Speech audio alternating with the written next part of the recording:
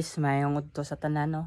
So ipakita nako ang tangkal sa baboy namo sa una sa akong igsuon nga nabakante na, wala na namo mabutangi og mga baboy, mga hayop tungod sa katong iisip nga natagam ni nga among mga baboy nga na ginansya sa akong manghod nahurot og kamatay. Sa karon nabakante na gyud sila. Mingaw na. So puhon kalawian sa Ginoo ihatag magbuhi na sad migbalik. Ako'y modala sa amuang negosyo kay si mama ug si papa tiguang naman gud sila nga tinakayo kakuan ato silang mga trabaho kay daghang kay trabahoon sila. Tabang-tabangan na ako sila dire.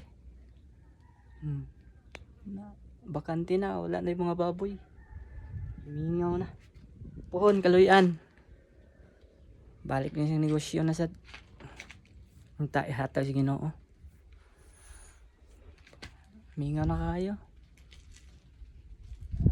Kinahanglan lang ginamog kuha na ni. Mag-sacrifice na sad balik.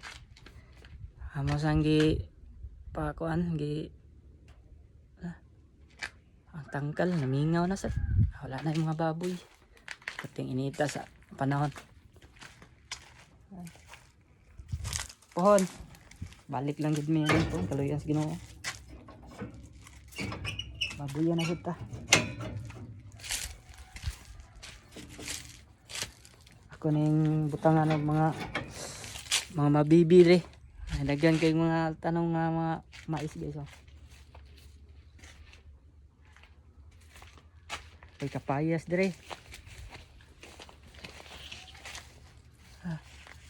Nita ay. Kapayas ay gayo.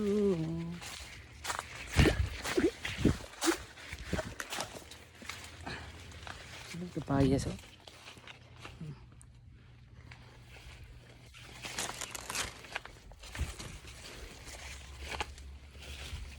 Kanti na gid siya guys no. Kapayas. Ito inita.